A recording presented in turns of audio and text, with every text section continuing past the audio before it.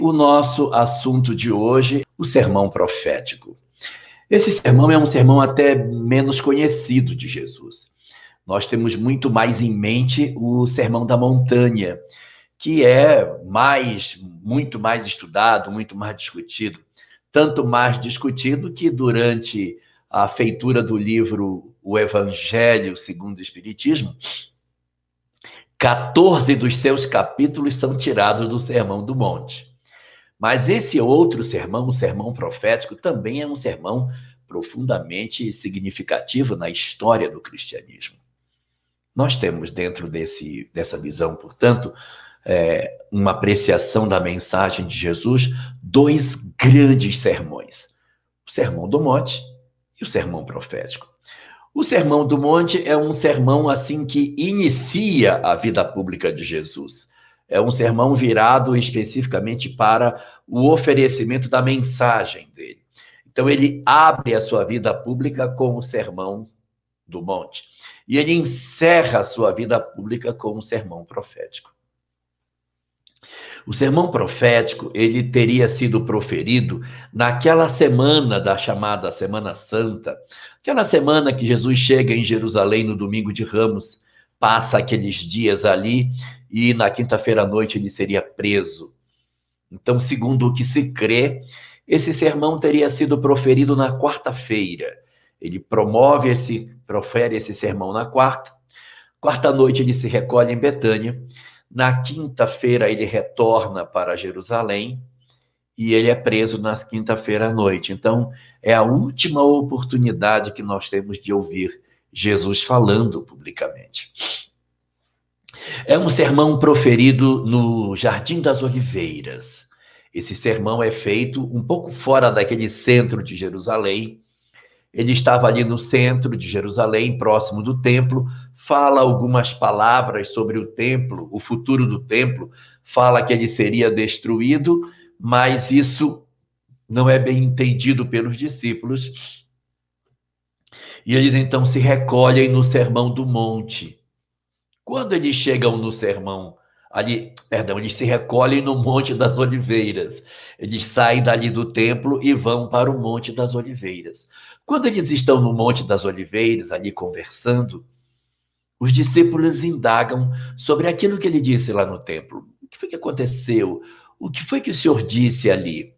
E aí ele vai falar sobre uma nova parte da sua doutrina. O que surpreende no sermão profético é que ele tem uma estrutura muito diferente de tudo que Jesus falou até então.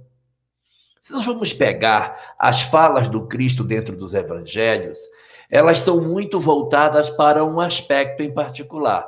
Qual aspecto? Elas são voltadas para a fala do amor ao próximo, da renúncia dos bens terrenos, da vivência da superação da nossa pequenez, da consolação com relação à proteção que o Criador nos dispensa. Então, é muito voltado para o amor. E o sermão profético não tem esse perfil, não. Como uma profecia, ele fala do que virá no amanhã. E ele sinaliza, portanto, muitas dores que deverão vir no futuro. O sermão profético vai falar, como o próprio nome dele diz, sobre as coisas que vão acontecer na humanidade. E dentro desse texto, ele fala muito de uma expressão que em grego está colocado como sinteleia cosmos. E essa frase, sinteleia cosmos, ela foi traduzida para o português como fim dos tempos ou final dos tempos. Só que sinteleia não é final, término, é final como resultado. Então, sinteleia é resultado, consequência, destinação.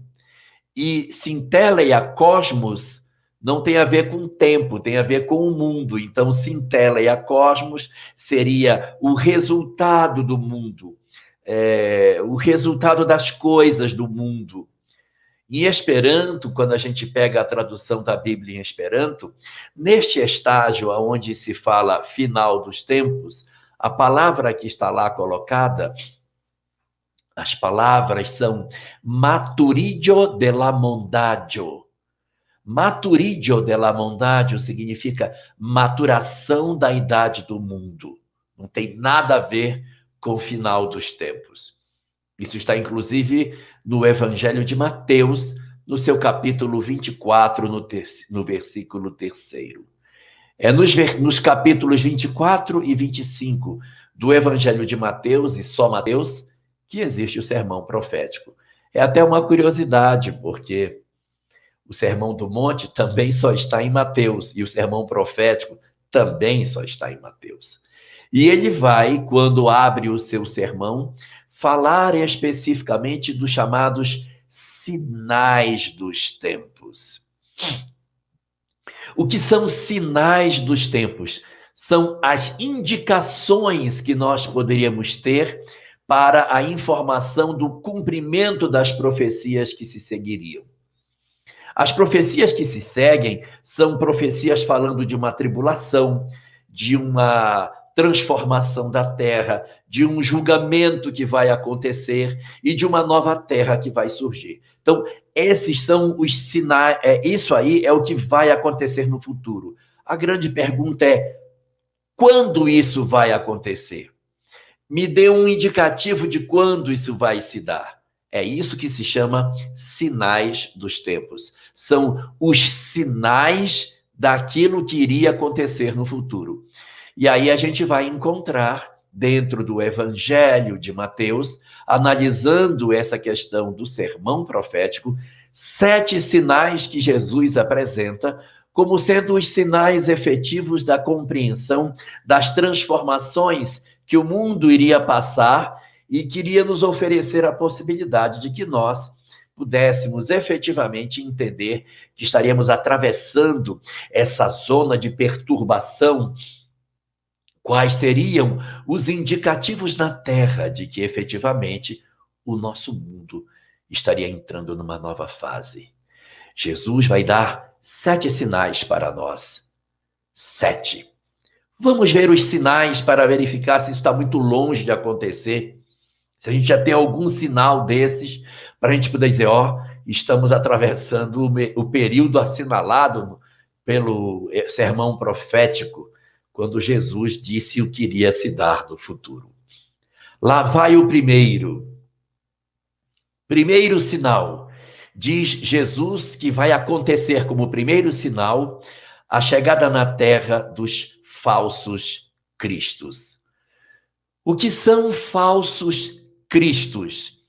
São pessoas que se apresentam na humanidade como os portadores da solução do mundo, mas em verdade eles não são. Eles mentem.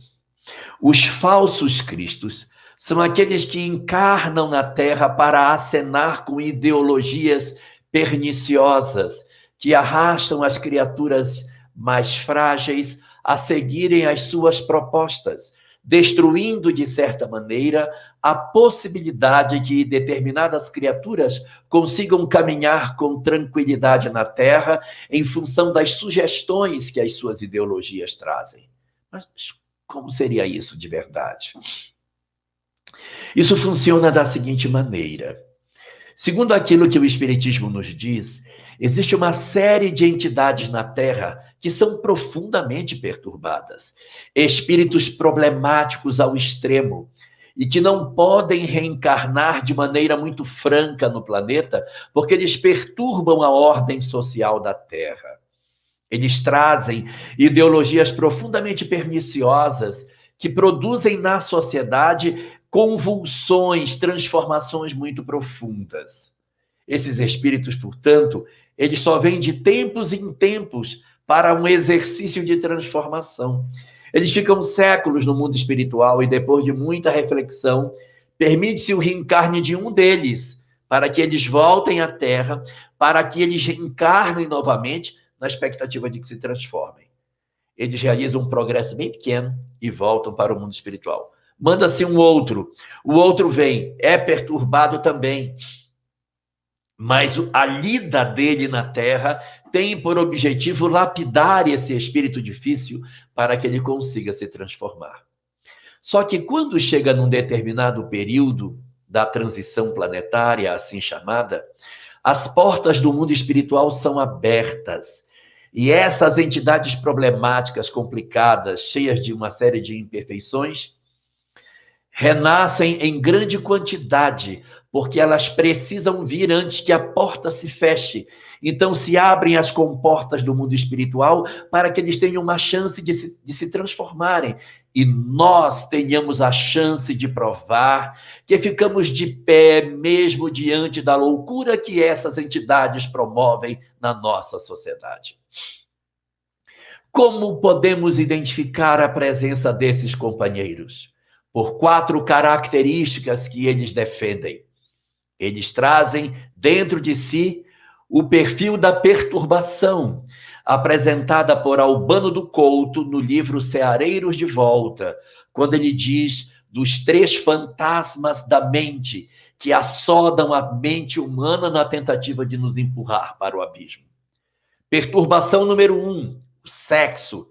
Eles trazem ideologias perniciosas, acenando para nós com toda espécie de promiscuidade, quebrando todas as regras da tentativa do homem de manter uma coerência da sua afetividade. Se você vê na Terra ideologias que acenam com determinadas condutas que desconstroem a tentativa de equilíbrio do homem no campo da sexualidade, é possível que nós estejamos vendo a encarnação dessas entidades na Terra. E se essa quantidade de espíritos que acenam com uma série de condutas equivocadas no campo do afeto estiverem acontecendo, é porque se reforça com muito mais certeza de que esses espíritos estejam por aqui. Mas vejamos o segundo sinal, o segundo tipo de falsos cristos, porque eles se apresentam como sendo a verdade. Eu sou a verdade, a promiscuidade é a verdade. Venham para a promiscuidade. E as pessoas enveredam por esse caminho. São falsos cristos. O segundo tipo de falso cristo que nós temos, os senhores da materialidade, do materialismo, o dinheiro, as questões materiais, a negação do espiritual, a supervalorização dos valores da matéria, a negação com relação aos aspectos do espírito, a tentativa de desconstrução da importância de Deus na nossa sociedade. Quando nós enxergamos se existe da nossa sociedade alguém ou determinadas criaturas que apresentam como se a matéria fosse muito mais importante do que o espírito e querem desconstruir do homem a visão da imortalidade, da vida espiritual, da compreensão da gestão de Deus sobre as nossas vidas, nós podemos estar também recebendo da nossa humanidade o segundo grupo de falsos cristos, aqueles que elegem o Deus dinheiro para ser a referência maior das suas vidas, são capazes de matar, destruir, acabar com tudo que tem à nossa volta, com o próprio planeta, se for necessário, desde que atendam aos seus interesses materiais.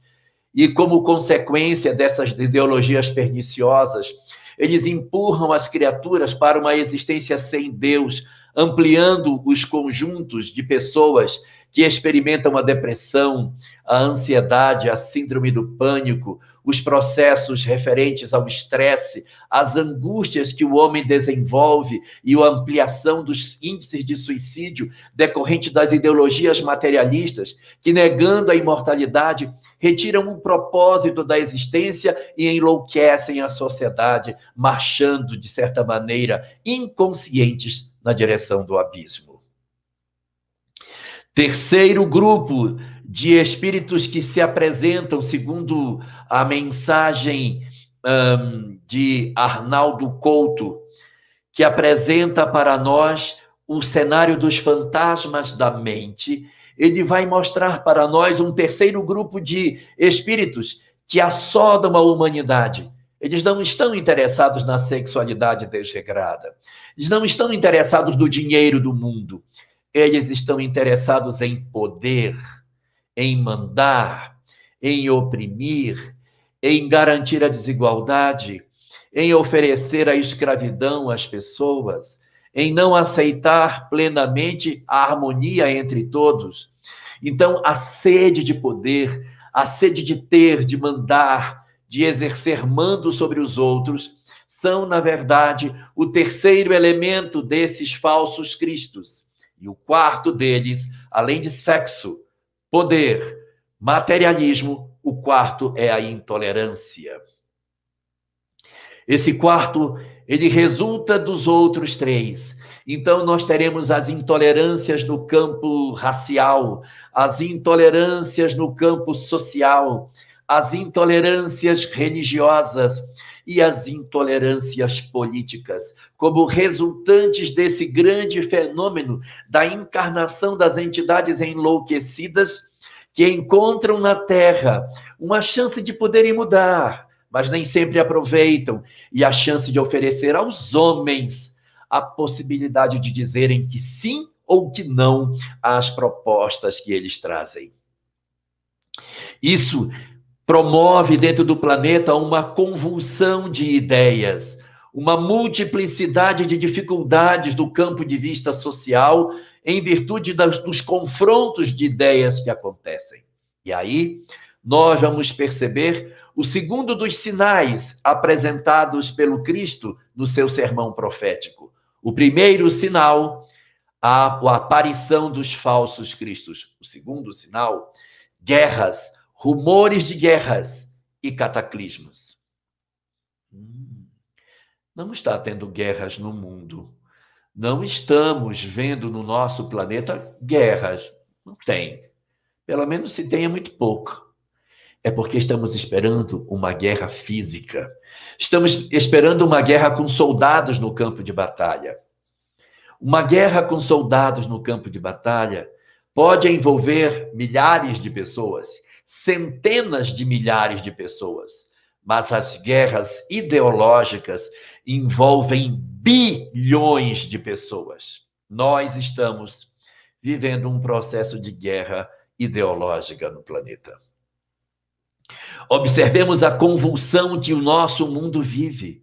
Observemos como hoje as pessoas estão se posicionando como sendo a favor ou contra determinadas circunstâncias. Então, a guerra a qual o Cristo se referia não eram guerras do ponto de vista de campos de batalha com pólvora, não.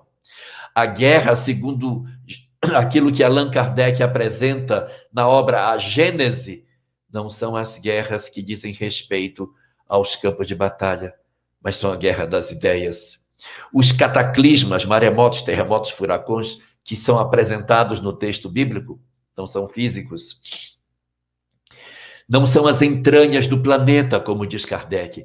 São as convulsões sociológicas que arrastam bilhões de espíritos, encarnados e desencarnados, na efervescência das suas ideias, promovendo um espaço onde os homens têm que se decidir. Os homens precisarão se decidir se são bons ou não.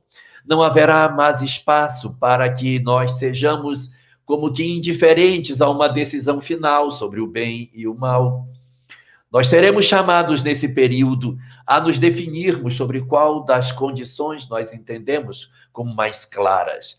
É essa essência que está contida no segundo dos sinais que são apresentados por Jesus como o sinal dos tempos. O terceiro sinal, segundo Jesus, é a perseguição de todos que forem cristãos. Aqueles que defendem a ideia do bem, esses serão considerados como sendo perseguidos. Quem são aqueles que defendem o bem? Ora, o que é o bem, segundo Joana de Ângeles? O bem é tudo aquilo que preserva a vida. Então, todos aqueles que estiverem preocupados em cuidar da vida, em impedir com que a vida se desfaça, ou seja, nós temos hoje uma série de cenários hoje no mundo de contrariedade à vida. Nós temos os que são favoráveis à interrupção da gestação, isso é contrário à vida. O Espiritismo não é favorável a esse tipo de proposta. Mas como ele é favorável à vida, ele é contrário à questão da interrupção da gestação, mas ele é a favor da mulher. Porque eu não posso ser contrário à questão da gestação interrompida e atacar a mulher que faz isso, porque ela também é vida. Então, a gente trabalha no sentido de reanalisar como que a gente pode fazer para evitar que essas gestações não sejam sustadas, interrompidas no seu processo. Mas isso não significa que nós devemos levantar a bandeira de ódio às mulheres que, de certa maneira, estão envolvidas nesse drama, porque às vezes elas também são vítimas de uma sociedade perversa. O Espiritismo, portanto, nunca se perfilará junto com aqueles que defendem a ideia do abortamento. Como também o Espiritismo nunca se perfilará ao lado dos que defendem as expressões de término da existência de forma provocada, seja pela pena de morte, seja pela eutanásia, seja pelas condições de violência de qualquer natureza, porque o Espiritismo estará sempre a favor do amor, de uma vida de sociedade em que as criaturas se integrem focadas no amor. Qualquer criatura humana que defenda qualquer ideologia que arranhe o amor não está condizente com aquilo que o Espiritismo propõe. Então, diz o terceiro dos sinais que haverá uma perseguição aos cristãos, aos que defendem o bem, aos que defendem a proposta que o Cristo apresenta do amor. Todos os que apresentarem ideias que agridem, que ofendem, não estão contados entre os cristãos.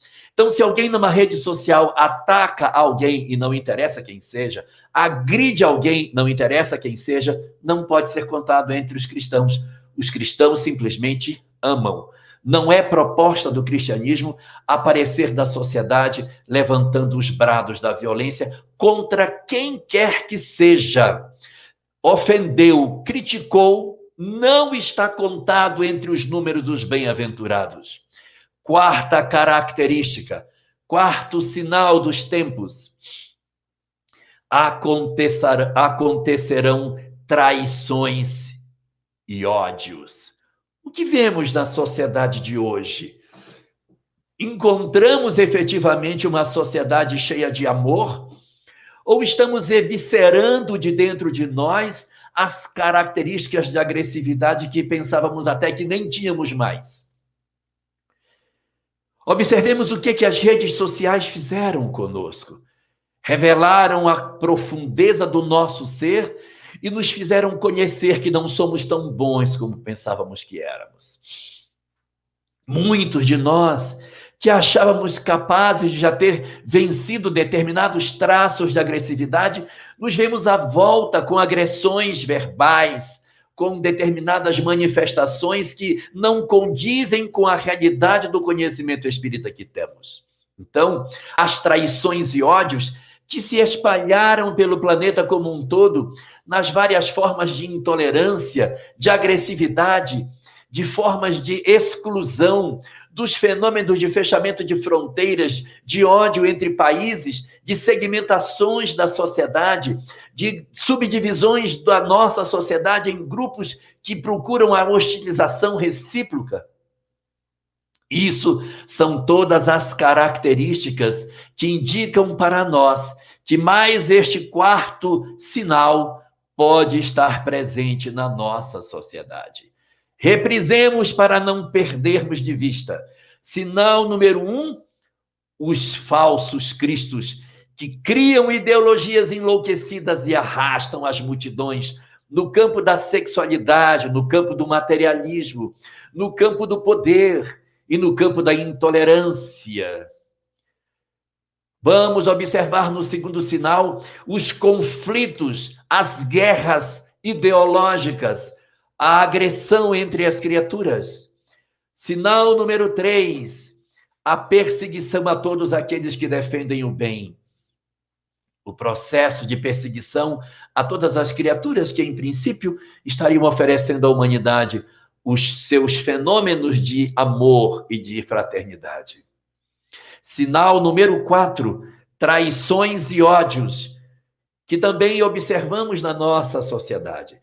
Se isso fosse uma cartela de bingo, nós já tínhamos os 4 feijõezinhos marcando a nossa cartela. Que sinal número 5, embora o Evangelho, segundo o Espiritismo, fale, haverá falsos cristos e falsos profetas, nesse momento do sermão, isso não está junto. Mais à frente, lá no capítulo 25, o Cristo vai dizer, realmente, haverá falsos cristos e falsos profetas. Mas aqui, no começo, eles estão separados. Primeiro vem os falsos cristos, lá na frente vem os falsos profetas. Qual é a diferença entre falsos cristos e falsos profetas? Os falsos cristos são maiores do que os falsos profetas.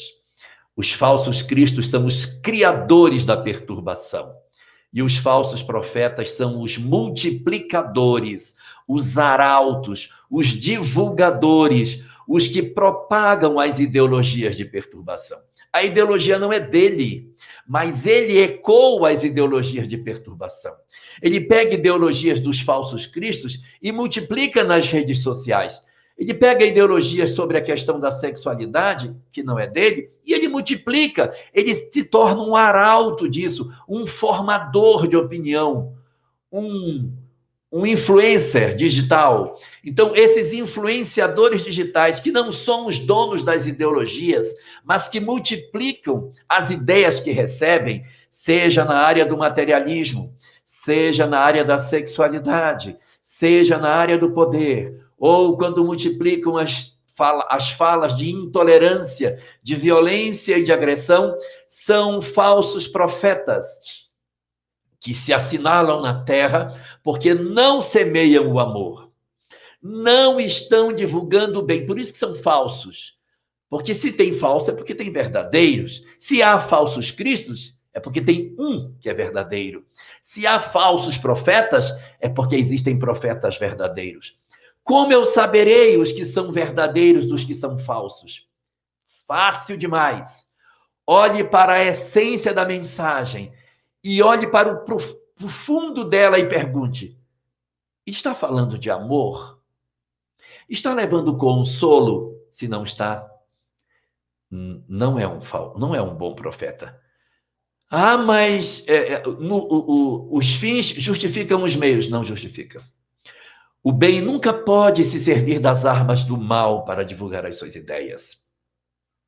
Qualquer criatura humana que, para defender o que acredita, crê que através dos instrumentos da violência, da agressão, pode divulgar o bem, está redondamente enganado. Ninguém poderá defender o bem oferecendo as armas da violência, qualquer que seja. Fala-se tanto de desarmamento hoje no nosso país. Desarmemos as línguas que são mais perigosas do que as armas, porque está todo mundo armado. Os falsos profetas são quem, na verdade? Somos todos nós, espíritas ou não, que vamos para a rede social atacar, não interessa quem. Atacou, está errado. Odiou, está errado. Provocou divisão, está errado.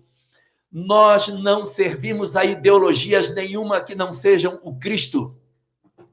Iludem-se todos aqueles de nós que temos a crença, a possibilidade de adivinhar ou de crer que o Espiritismo tem alguma tendência partidária.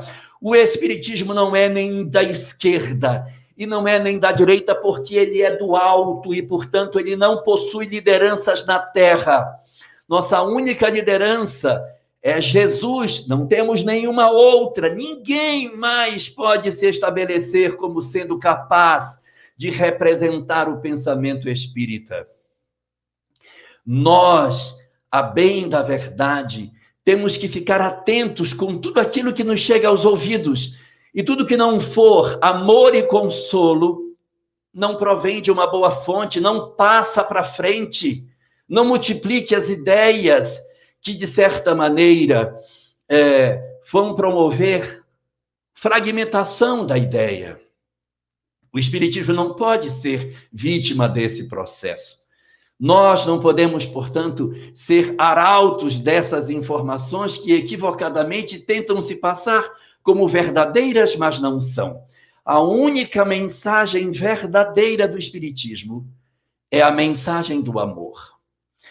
Evidentemente que os espíritas, enquanto pessoas, os espíritas, enquanto indivíduos, podem ter a predileção política que quiserem, se filiarem ao que quiserem, participarem, colocarem seus nomes para participar de eleição, ocupar cargo eletivo, porque precisamos de bons vereadores, bons prefeitos, bons deputados, bons governadores, bons senadores, bons presidentes da República. Nós precisamos de pessoas de bem em todos os lugares.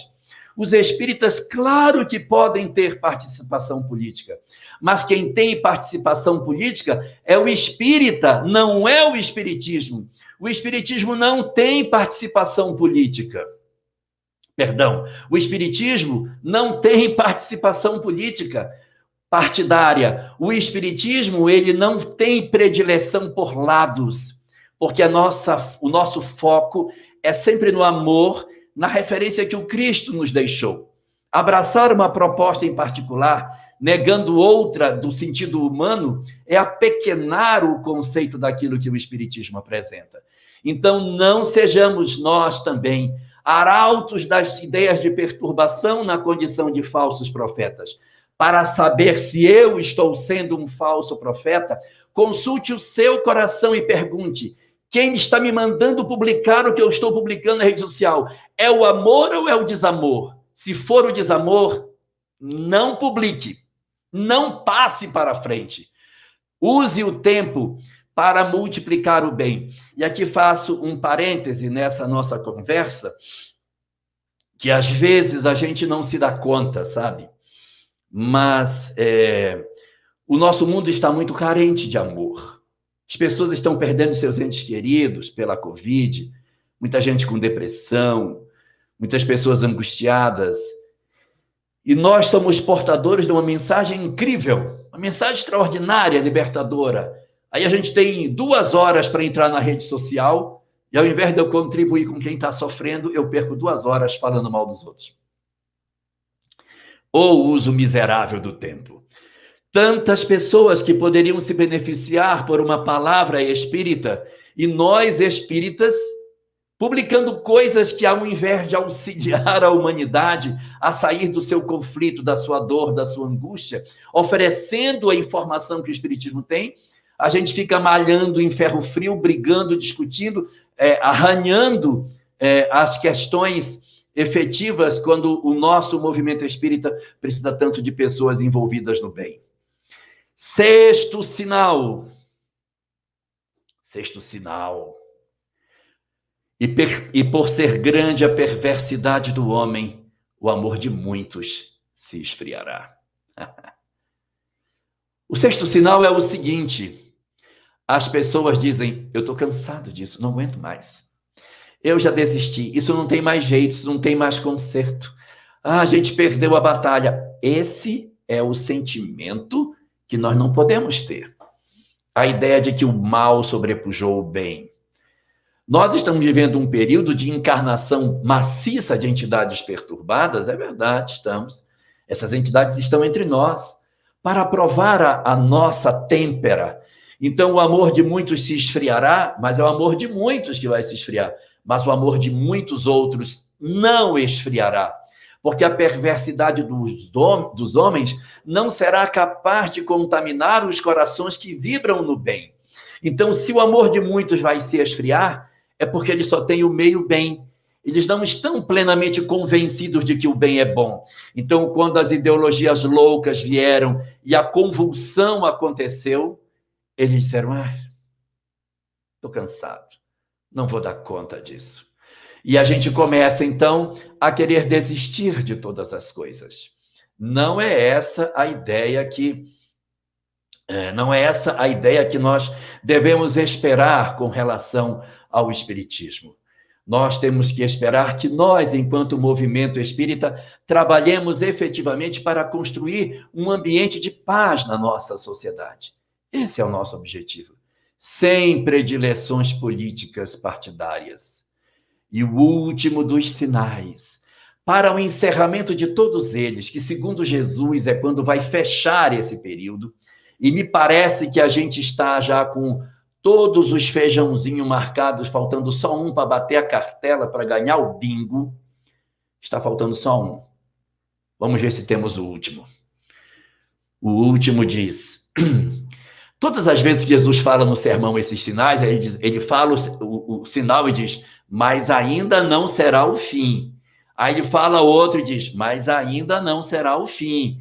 E virão os falsos profetas, mas ainda não será o fim.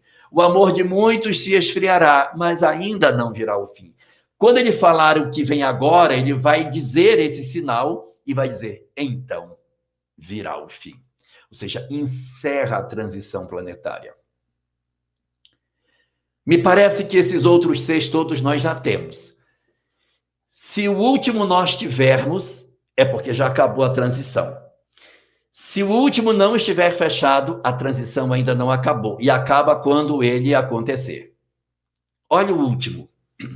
O evangelho será pregado em toda parte do mundo. O evangelho será pregado em toda parte do mundo. Olha o que as redes sociais estão fazendo. Aonde essa live não está chegando? Será que ela tem algum lugar que ela ainda não chegou? Ou será que a produção desse material é um indicativo de que nós, na verdade, estamos indo na direção do fechamento do último dos sinais? As lives podem ser um grande instrumento para que o evangelho chegue a toda parte do mundo. Vai fazer muito disso, mas talvez não faça tudo, sabe por quê?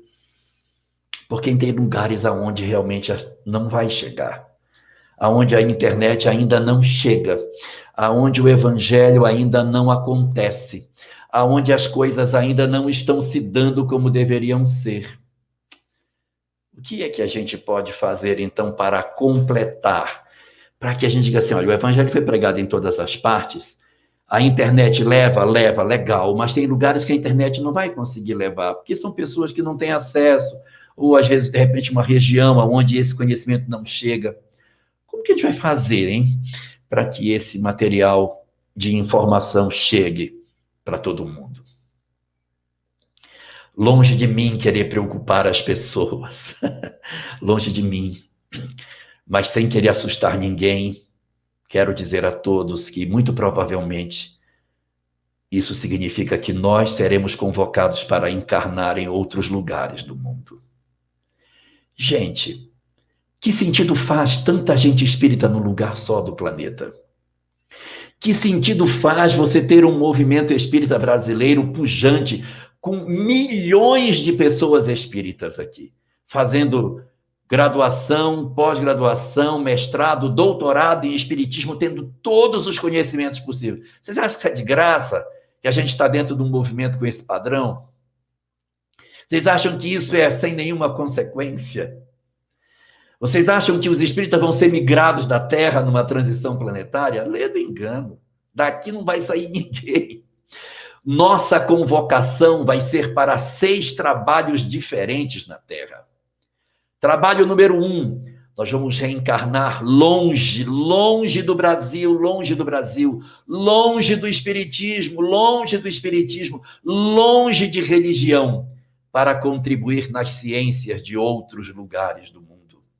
Nós deveremos nascer na educação, na saúde, em outras áreas do conhecimento, para trazer esse perfume do evangelho para outros países em áreas do conhecimento que não são a religião. Esquece religião. Você vai nascer professor lá em Bangladesh, com a ideia do amor como proposta educacional. Vai nascer como médico no Paquistão, sem a necessidade de ser no ambiente religioso, mas para humanizar a ação humana. Faz-se um trabalho aqui e se multiplica sobre a Terra. Missão número 2.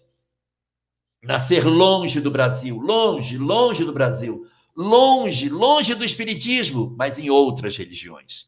Nascer na faixa de Gaza, como muçulmano, para trazer o perfume do evangelho e oferecer uma possibilidade de harmonização naquele lugar. nascer de uma colônia protestante dentro da Escócia ou dentro da Irlanda para diminuir as agressividades com os católicos. Nascer de uma religião totalmente diferente das matrizes abraâmicas que nós temos para conhecer o lado do hinduísmo e oferecer uma visão nova para aquela região. Missão número 3, renascer longe, longe do Brasil, para ser uma pessoa que vai trazer a ideia inata do Espiritismo e ser aquele que vai ajudar o Brasil, esse país, a desenvolver o Espiritismo lá. Vamos nascer na Itália para sermos espíritas lá. Vamos nascer na França, na Inglaterra, na África, para poder levar o Espiritismo para outros lugares. E as outras 3 missões são dentro do Brasil. Nascer dentro do Brasil, longe do Espiritismo, longe de religião, para fomentar a transformação do Brasil, sem a necessidade da pele como religioso. Não, vou nascer como professor no Brasil, como político no Brasil, para organizar esse país. Posso nascer numa 5ª situação, dentro do Brasil, dentro de religião, sem ser espírita. Vamos nascer no Brasil como protestantes, como padres católicos, para levar uma mensagem de consolo e de amor para as pessoas. E uma 6ª missão, nascer no Brasil, nascer dentro de religião, nascer espírita para continuar o trabalho de divulgação do espiritismo aqui. Essa tarefa ainda não acabou. O 7º sinal ainda não fechou. Portanto, a transição planetária ainda não terminou, mas nos preparemos, porque a trombeta está soando e nós seremos todos convocados a nos espalharmos sobre o planeta. O templo só se mantém de pé porque as colunas estão afastadas. Se colocarmos todas as colunas juntas, o templo cai. Nós seremos espalhados sobre o planeta para semear a mensagem do perfume do amor. Então, nos façamos penetrar por essa mensagem, porque na próxima existência talvez o Espiritismo não seja uma mensagem a encher os nossos corações. E se nós não tivermos aproveitado esse tempo para nos contaminarmos positivamente das suas ideias de amor, nós amanhã poderemos fracassar na grande tarefa de executar a semeadura do Evangelho em outro lugar. Pensemos nisso, porque o sermão profético existiu não para apavorar as pessoas, mas para que quando ele acontecesse, nós soubéssemos que a espiritualidade já sabia.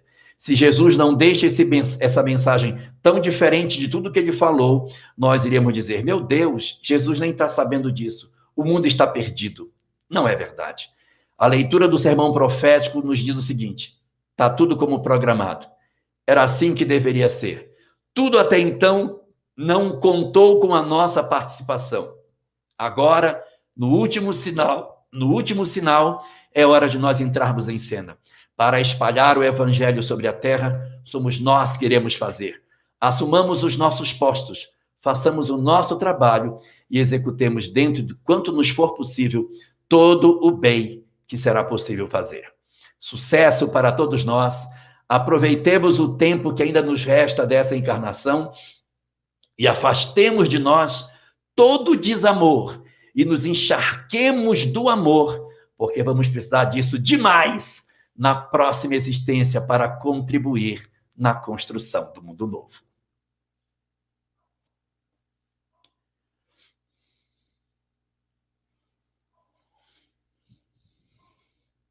Você está sem som, André. Desculpa, muito obrigado, Jorge. Agora que eu reparei aqui, mas eu dizia que está excelente a sua apresentação e as reflexões que nos trouxeram no momento tão propício.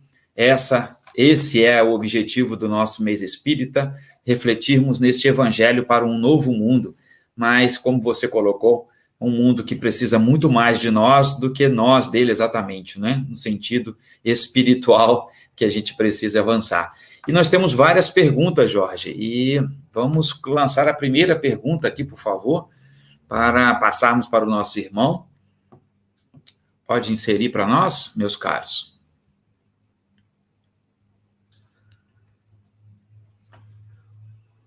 Estamos aguardando aqui a primeira pergunta. Enquanto isso, nós vamos agradecendo a presença e participação de todos os irmãos e irmãs. Várias pessoas, Jorge, aqui de várias cidades do estado do Rio estão conosco nesta transmissão, fora as outras que a gente não tem noção, né? O Alfredo nos pergunta o seguinte: em Mateus 24 está registrado: vinde inesperada do Filho do Homem, exortação e vigilância. Jesus falava da transição planetária. Como entender a volta dele? Agora é o seu microfone. Alfredo, se ele vai voltar, é porque ele foi. Ele foi e vai voltar. Se ele foi, é porque em algum momento ele não esteve presente. Por isso que ele volta, porque se ele não tivesse ido embora, ele não voltaria. O que aconteceu então? Se ele foi embora, não é pessoa, é ideologia. A mensagem do Cristo foi retirada da Terra. Então ele foi embora. Repare que durante um período longo da história da humanidade, a maneira como nós praticamos a religião, mesmo o próprio cristianismo, estava muito divorciado do que ele pregava. O que pregava Jesus? Amor ao próximo, amor a Deus, amor a si mesmo, desapego dos bens terrenos, imortalidade da alma, combate à hipocrisia. Essa era a síntese do pensamento dele. Então, quando se fala que ele vai voltar, é a sua ideologia voltando. Então, quanto mais a gente falar do amor ao próximo, amor a Deus, o amor a si mesmo, quanto mais nós falarmos de desapego dos bens terrenos, nós estamos fazendo o retorno da mensagem cristã. Observemos a mensagem número 180 do livro Fonte Viva, chamada Natal, que fala sobre as consequências do cristianismo no mundo. Todas as consequências que são apresentadas nessa mensagem não são religiosas. Ela diz assim: com o cristianismo, os escravos deixariam de ter os seus olhos vazados pelos seus senhores. Tem nada a ver com o cristianismo isso. Mas o cristianismo fez com que os escravos deixassem de ter os seus olhos vazados. E que depois a própria escravidão fosse extinta, porque ninguém era diferente de ninguém. A dor foi ressignificada como uma oportunidade de crescimento. O algoz foi transformado em alguém doente que precisa de compreensão. As crianças deixariam de ser abandonadas. Então você está vendo que não é uma mensagem de oração, de culto. Cristianismo não é ideologia de liturgia, é de vida, de transformação. Então, a volta do Cristo representa todas as mobilizações na sociedade que procuram a paz, a concórdia, o amor, a fraternidade legítima. Observe, por exemplo, o que está acontecendo na área da administração, quando se fala sobre humanização do atendimento a pessoas, programas de qualidade e todo um conjunto de mobilizações dentro da administração que está voltada para quê? O perfume do evangelho está aí. Na área da psicologia, o que é que você vê? Psicologia transpessoal, psicologia positiva, constelação familiar, que são todos movimentos no sentido de valorizar os aspectos espirituais da criatura. Você vai para a medicina tão materialista, fazendo experiências de quase morte. Você vai para a física, que estuda a matéria e está discutindo na física quântica os reflexos comportamentais dos seus saberes. Quando as religiões fecham as suas portas para impedirem que o homem tenha acesso ao espiritual, o homem sedento de espiritualidade e não de religião, abre outras portas chamadas de autoajuda, porque ele precisa encontrar um instrumento para ter paz dentro do seu coração. Todos esses movimentos são o clamor da volta do Cristo. Quando hoje se fala de uma alimentação que procura reduzir a carga de proteína animal, que se valoriza efetivamente os aspectos relacionados com outra forma de alimentação por piedade aos animais, do que estamos falando? Estamos falando da essência do Evangelho. Então, o Cristo voltar não é uma doutrina religiosa. A volta do Cristo é uma transformação da humanidade na direção do bem. Todas as possibilidades que nós podemos encontrar, em que nós percebemos o aproximar do homem na direção do amor, é um indicativo de que nós estamos com Jesus voltando. Ele vai voltar na medida em que a nossa humanidade se convencer de que a proposta que ele trazia era a melhor solução para a transformação da humanidade. Não vamos prender o cristianismo nas cercas da religião. Segundo Allan Kardec, a última fase do espiritismo é a regeneração social, aonde os espíritas se convencem que eles são por amor, eu disse por amor, não por outro motivo, os transformadores da sociedade. Espetacular, Jorge, espetacular. Temos uma outra pergunta agora do nosso irmão Benedito Moreira. Ele questiona: podemos dizer que na trajetória do cristianismo os seus ensinamentos encontram-se bem entendidos por parte daqueles que as ouvem? Ou os ouvem, né, no caso. Deixa eu ler de novo, porque eu acho... Deixa eu ler aqui. Podemos dizer que na trajetória do cristianismo os seus ensinamentos encontram-se bem entendidos? Não. Na trajetória do cristianismo foi muito mal entendido. Agora que está começando a entender, em nome de Jesus, Benedito, a gente matou pessoas, nós fizemos guerra, nós torturamos, matamos pessoas, torturando, em nome da religião. Em nome de Jesus, eu te odeio. Nós matamos pessoas. Como que a gente pode dizer que na trajetória disso, isso foi bem entendido? Aí você diz, mas eu falei por parte das pessoas. Mas é uma parte bem pequenininha. Uma parte bem pequenininha entendeu. A maior parte não entendeu, não. Entendeu o cristianismo como um instrumento de poder. Logo no começo do cristianismo nascente, sim, a mensagem cristã foi bem entendida.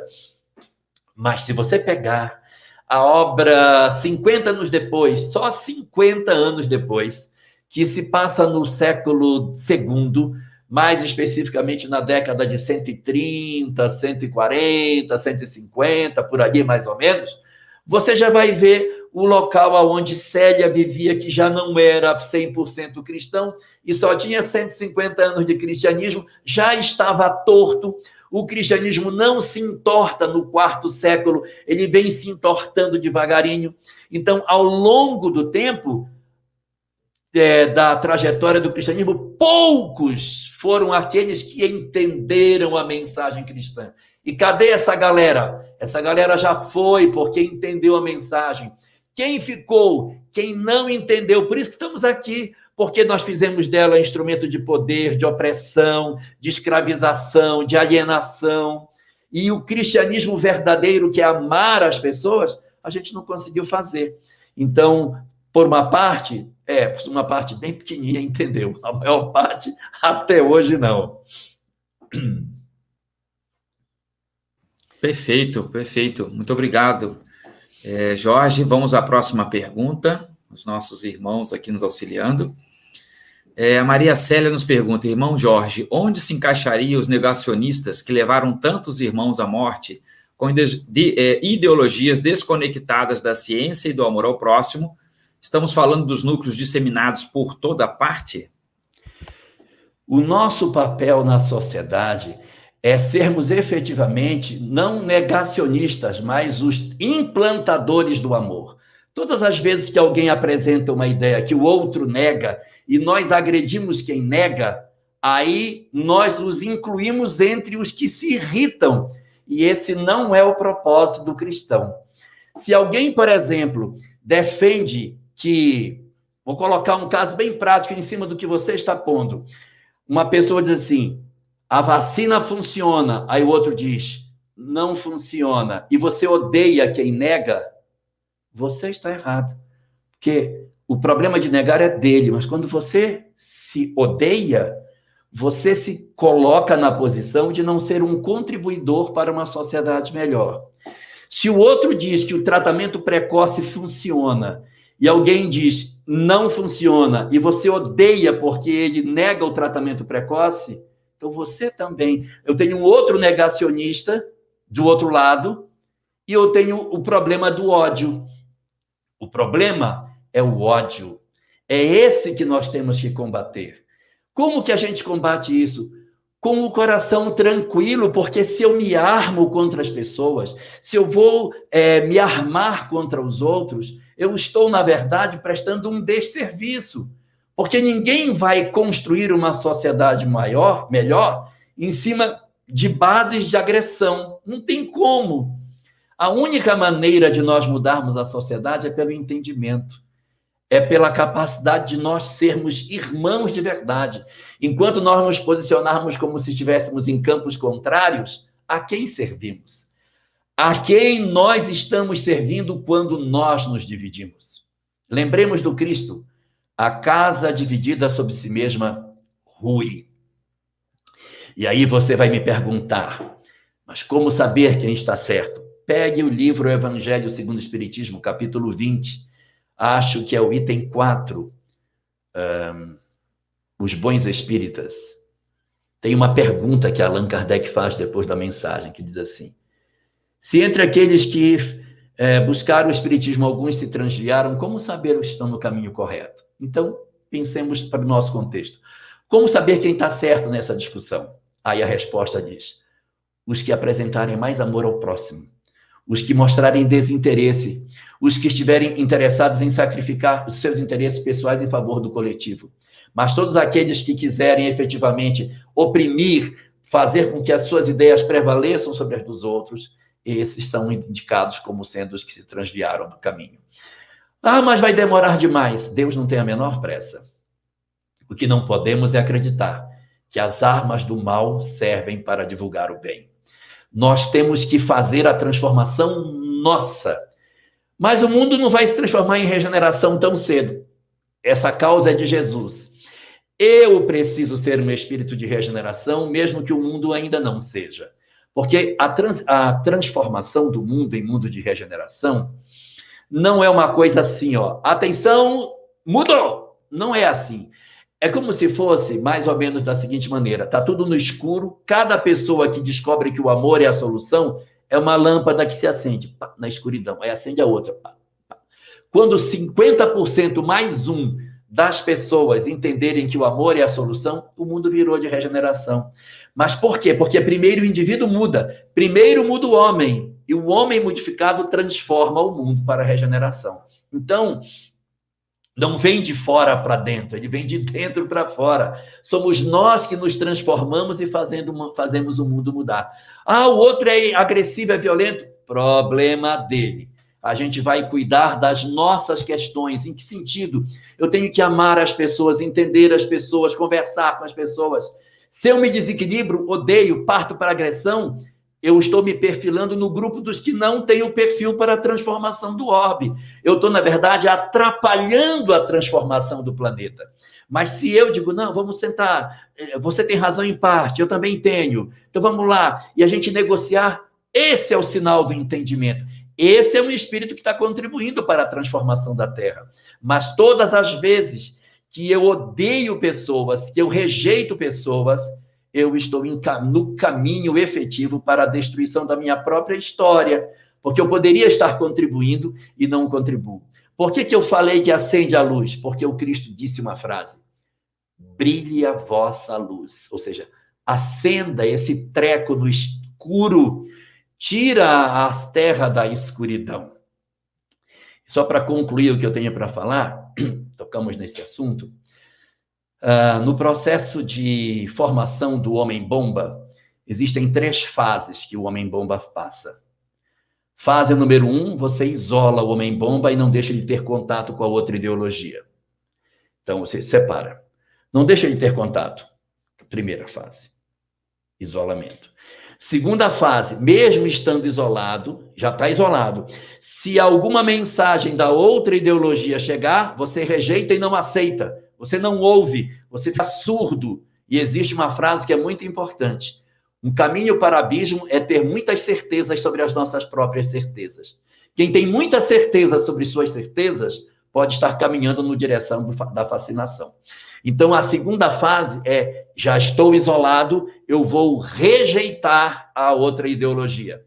Então, só repetindo, fase número 1, eu me isolo. Fase número 2, já isolado, eu não aceito o que vem, eu rejeito. E fase número 3, ataca. Porque já que eu estou isolado, rejeitei o que o outro pensa, eu tenho a terceira fase, que é o ataque, que é quando ele sai para atacar. Para que ninguém esqueça, são 3 fases: I de isolamento, R de rejeição e A de ataque. Se você juntar, dá ira.